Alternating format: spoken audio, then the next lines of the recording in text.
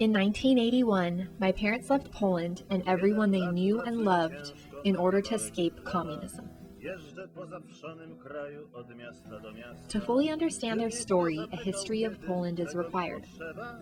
In 1939, the Republic of Poland was attacked on two fronts by the powerful armies of Germany and Russia. Although the Polish people fought this attack, the country of Poland fell within 30 days. These attacks were the beginning of World War II. When the war ended, Poland begged and pleaded the United States and Britain to be a free and sovereign country as they were prior to the war. The United States and Britain chose not to fight that battle and left Poland to communist Russian control. Poland soon became an unwilling part of the Eastern Bloc. This is the story of my parents growing up in the Eastern Bloc and the situation that led them to leave their home country and start a new life in the United States. We were born into it, okay? So it wasn't like we were enjoying the total freedom and then suddenly it just, next day it was some kind of a revolution and we had the Red Party. No, we were born there because you gotta remember we were born in the 50s. So, but that whole thing started in the 40s. I mean, after the Second War, starting in 1945, 1946, it was going and kind of exploding more and then not only Polish government but the secret government of the Central Europe, all those what was referred to the communist bloc or East European countries was under influence of Russians, right? So that part it was we knew because we were brought up in the you can say hatred and not liking the Russians, the Russian government. There were special food stamps, right? Because I give you the best example, like there was not enough sugar in the stores. You can imagine big markets like Vans or Albertson, and half of those shelves are empty, or 3/4 of it is empty, and then you had to wait in long lines with. It wasn't something. There were food stamps, okay, but not like you think here that you have the food stamps in the sense that you can buy everything and anything which is specified in of that nature here. But it was the food stamps which you had to use your money, but this food stamp it's only allowing you to be in that line for that particular product and you could only buy it a certain amount, like for a month, 1 kilogram of sugar or for the whole month. And that was it. Or 1 pound of butter. The same thing. It was kind of funny, but the same limited amount of toilet paper and meat and all kielbasas or whatever. Yeah, so that was they gave you those food stamps and you buy with your money. So like I said, that wasn't something which the government gave you. The government only gave you those stamps. So you could buy it, because if you didn't, even if you had money, you couldn't buy it because you didn't have that stamp. If people congregated, that means they've been speculating against the government. And us as a young kids, come on, we're not doing anything. We on the steps, literally, all we feel is the knife sticks on our back. I never felt a pain like this in my life. I was still in the grade school. I was like a 7th, 8th grade, so I was beaten by the police when I was 13. So you can imagine a young boy. Although I was already 6'1", I was tall, skinny dude, but I was 13. And beaten by the police with the nightsticks? 13 years old. That was normal. I mean, normal when you think back then that if they didn't like it, they first acted, then asked questions later. They didn't ask you first. They just were all action. And it was like they were not shy. If they had the guns, they used the guns.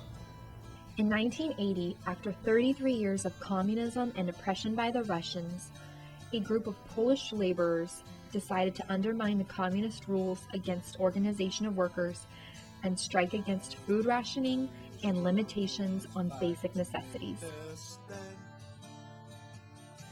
They organized themselves under the leadership of Lech Wałęsa, and the movement adopted the name Solidarność, or Solidarity. This was the first labor union in the Soviet bloc.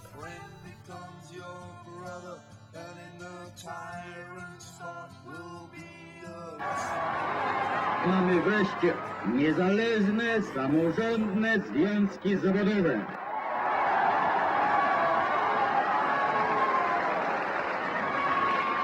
Mamy prawo do strajku.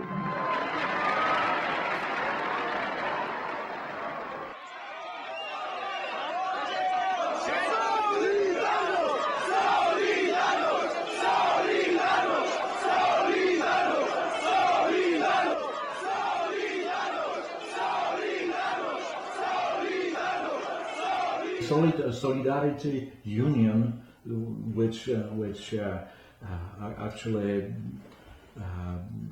was born in the digression in 1980 as a workers' union.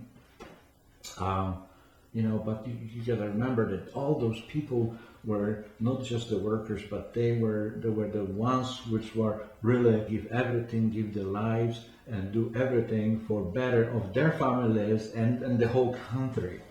The whole movement of Solidarity Union, all those strikes, and the kind of Polish revolution against the socialists, against the communists, against the Russians, against the Polish government, Polish puppets run by the Russians. It was just, this was the beginning of the end, actually. And then the last straw was the possibility of massacre in Poland because of this Solidarity Union movement, all the strikes. Russians, they became a now real and serious threat because they use machine guns and their tanks against not only Polish workers before, like in 1950s, 56, just like they did, in Poland in 56 or even in 70s. They just used guns, machine guns, and just any opposition and the revolution, any people on strike, they just gunned down. And that was not just one or two, it was in the thousands.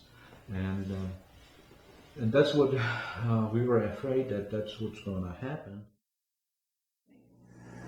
As I speak to you tonight, the fate of a proud and ancient nation hangs in the balance. For 1,000 years, Christmas has been celebrated in Poland, a land of deep religious faith. But this Christmas brings little joy to the courageous Polish people. They have been betrayed by their own government. The men who rule them and their totalitarian allies fear the very freedom that the Polish people cherish. They have answered the stirrings of liberty with brute force, killings, mass arrests, and the setting up of concentration camps. By persecuting solidarity, the Polish government wages war against its own people. I urge the Polish government and its allies to consider the consequences of their actions. How can they possibly justify using naked force to crush a people who ask for nothing more than the right to lead their own lives in freedom and dignity? Brute force may intimidate, but it cannot form the basis of an enduring society. The Solidarity movement angered the Russian government and led to violence, upheaval, and uncertainty within the country.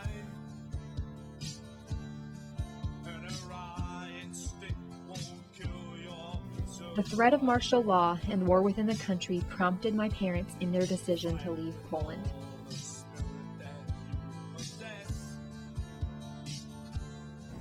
In order to aid the suffering Polish people during this critical period, we will continue the shipment of food through private humanitarian channels, but only so long as we know that the Polish people themselves receive the food. The neighboring country of Austria has opened her doors to refugees from Poland. I have therefore directed that American assistance, including supplies of basic foodstuffs, be offered to aid the Austrians in providing for these refugees. We kind of knew that either this going to happen or there's another possibility, and which actually happened, the martial law.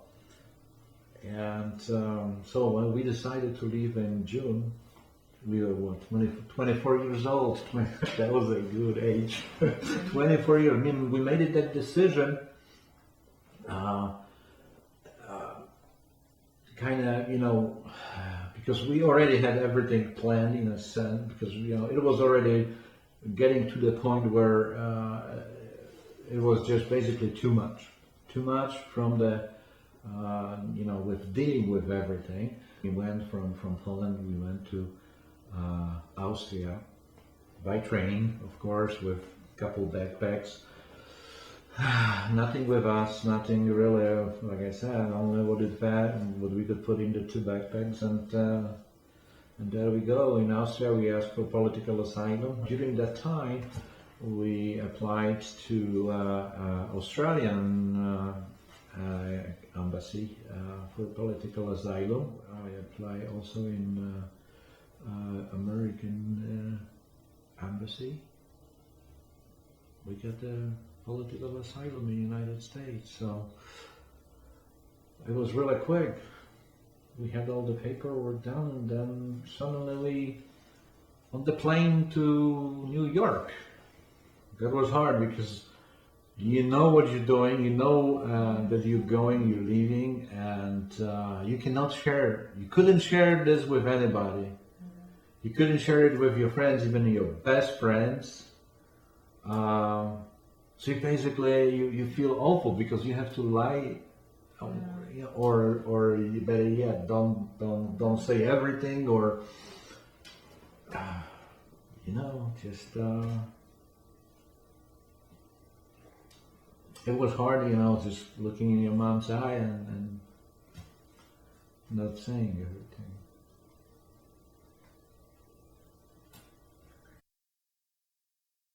It was, I can tell you honestly that it wasn't, we couldn't tell if it's going to be a year, if it's going to be 5 years at that point. It wasn't something you could put the real time or something to kind of, really to be specific and make that timeline.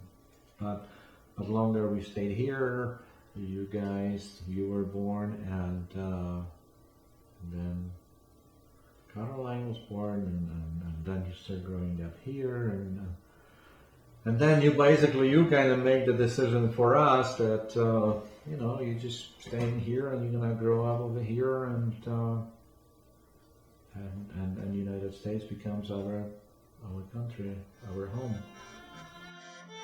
I'm in awe of my parents' bravery and grateful for what they risked in their choice to leave Poland. My life would be completely different if they hadn't made this decision, and I have experienced freedom my whole life because of it.